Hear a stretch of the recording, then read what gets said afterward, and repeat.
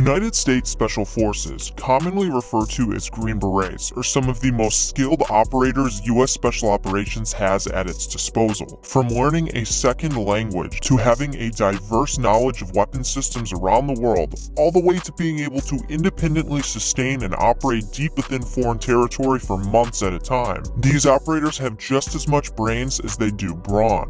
It's no secret that they are known for their exceptional skill and professionalism in modern war. While the title Green Beret holds its own weight, there are opportunities for them to elevate to a level few can ever reach. Imagine everything a Green Beret is, but add in a mastery of direct action, assaults, and an ability to partake in and excel in some of the US military's most secretive and intense missions. That would be a Green Beret in the renowned Delta Force, one of the US Army's elite Tier 1 units. That begs the question, if Green Berets are so capable, why do they have a Tier 1 counterpart?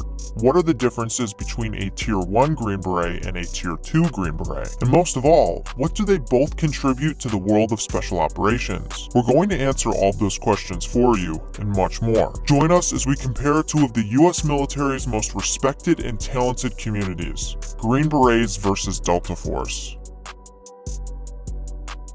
Before we jump into the fascinating complexities and differences between Tier 1 Green Berets and Tier 2 Green Berets, let's make a few things clear first, and this is important. First off, while we know Delta Force pulls from every branch in the US military, and you don't necessarily need to be in special operations to try out for it, a large portion of them are Green Berets. For purposes of this video, we're going to be focusing on the Green Berets who are Delta Force operators. Additionally, outside of the Tier 1 units, military units aren't really referred to by their number tier. You're not going to see the Green Berets referring to themselves as a Tier 2 unit, nor would you really see Delta Force refer to themselves as a Tier 1 unit. The tier system is generally an unsaid or unwritten way of organizing or marginalizing military units. In a nutshell, the Tier 2 and Tier 1 terms are more for simplicity's sake. Don't let the number define the unit. Green Berets and Delta Force operators are more accurately represented by their respective missions, purpose, and funding. As we've said, US Army Special Forces are known to the public as Green Berets, but they call themselves the quiet professionals. A US Army Green Beret is an expert of foreign internal defense and unconventional warfare. This means that they can be in South America training military police to fight drug cartels or assembling guerrilla armies in Vietnam.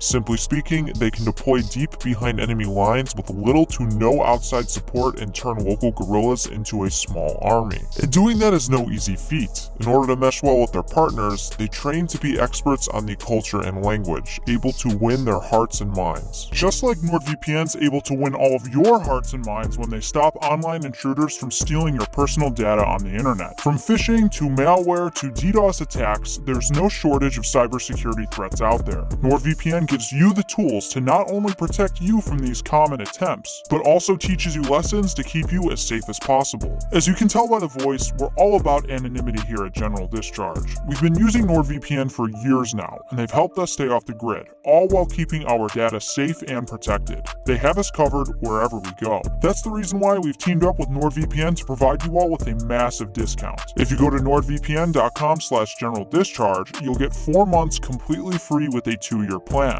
It's risk-free with Nord's 30-day money-back guarantee. Again, that's nordvpn.com/generaldischarge. Links in the description below. Now back to Green Berets versus Delta Force. But there's much more to a Green Beret, as you'll come to find out. Each Green Beret fulfills an important role within their 12-man Operational Detachment Alphas, or ODAs, by leveraging their unique skill sets derived from their own training in MOS. Not counting 18 X-Ray, there are 8 MOSs within the Green Beret community, which you should see on screen now. They range from weapons guys to medics to senior enlisted and officers. While there are areas of focus for these MOSs, every Green Beret conducts cross-training to be as versatile as possible. If you want to learn more about these specific MOSs in detail, stick around to the end of the video. Green Berets are very unique in that they can be utilized throughout the 3 stages of the operational continuum.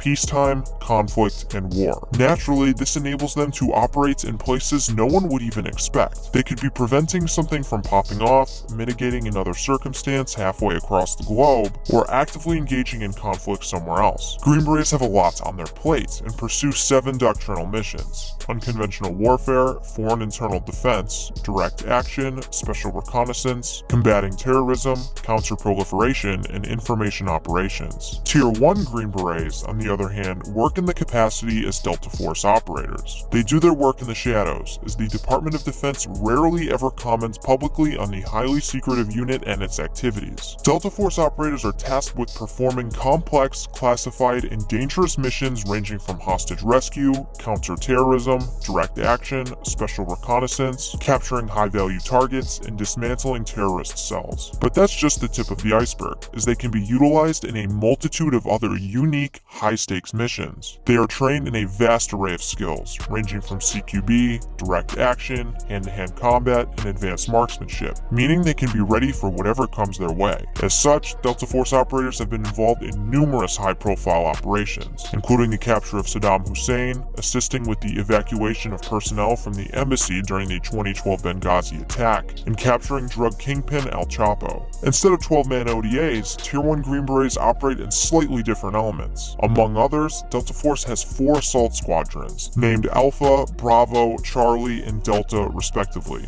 Each of these have 2 direct action assault troops, which consist of shooters, and a recon and surveillance troop, which has shooters and snipers. The structure is inspired by the British Special Air Service. As you can see, Tier 1 Green Berets and Tier 2 Green Berets leverage their skill sets differently. Because Tier 2 Green Beret units tend to focus more on sustained operations revolving around foreign internal defense and unconventional warfare, they will typically operate in a designated geographical environment with less of a combat-oriented mission. Whereas Tier 1 Green Berets are heavily involved with direct action and assaults and are capable of worldwide deployment at a moment's notice wherever they are needed. This isn't to say that Tier 2 Green Berets aren't trained up to be shooters if need be. Quite the contrary. Because every Green Beret is trained to be able to operate deep within enemy lines or foreign territory, they gotta possess marksmanship skills and must have the requisite knowledge to utilize a whole slew of weapon systems that exist out there. If we were to boil it down to one thing, you could say that the main difference between a Tier 1 and Tier 2 Green Beret is experience. Think about it. A Green Beret goes through a rigorous 2-year pipeline and constantly trains and deploys throughout their career. Because Delta Force typically pulls seasoned Green Berets to try out for their selection process, most, if not all of the Green Berets within the unit have multiple deployments under their belts and years of experience operating in that capacity. They excelled as a Green Beret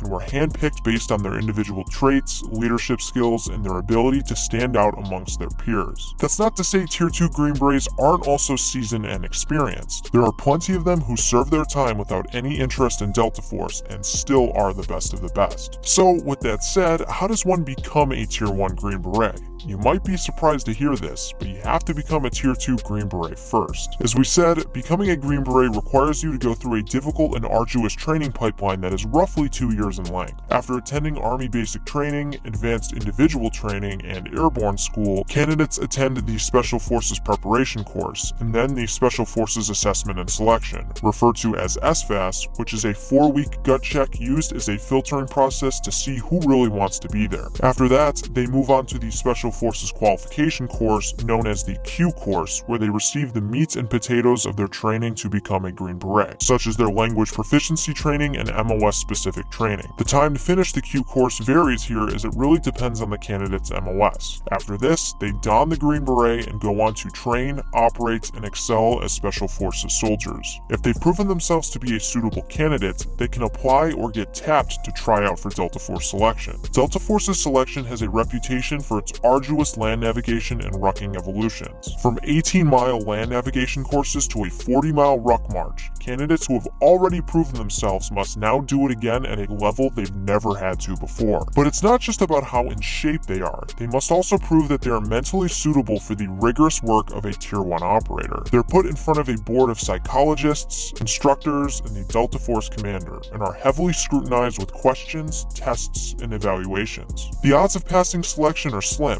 as the attrition rate is known to be upwards of 90%. And that's really saying something because we can't stress this enough. Most of the candidates are special operators who have already proven themselves in both selection and combat. If selected, they move on to the 6-month operator training course. Here, they learn the fundamentals of being a Tier 1 operator in Delta Force. OTC is said to have 6 training blocks, which are marksmanship, demolitions and breaching, combined skills, tradecraft, executive protection, and then a culmination exercise. So next time you hear about or someone mentions Delta Force, you could let them know just how much these operators have to go through to be the best of the best. Tier 1 or Tier 2, Green Berets are some of the most unique and capable special operators in the world of SOF. While Tier 1 Green Berets might go through some additional training and undertake some more high-speed missions, don't walk away from this video thinking that a Delta Force operator is better or more badass than a Green Beret. Just appreciate that both go above and beyond to serve and protect the United States honorably. If you want to see other Tier 1 and Tier 2 comparisons, we've done videos on the Army Rangers and Navy SEALs. You should definitely go check them out if you want to learn more about special operations. There's also our video detailing what the various MOSs do in the Green Berets. The links to them will be in the description below. We also have a website and plan on expanding our resources and information over there. From blogs to gear to help you out with training, we're only getting started. Please check it out. The link to our website will also be in the description below. Well, that is the down and dirty of Green Berets versus Delta Force. If you learned something from this video, make sure to give us a like and subscribe to our channel. As always, thank you for watching. Do you even want to be here? A special thank you to all of our supporters in our Patreon and YouTube membership. If you'd like to be featured in our videos, consider joining and go check out the links in our description below. Your contribution is greatly appreciated and will help us create more great content. All your friends are subscribing to General Discharge, and you don't even want to be here.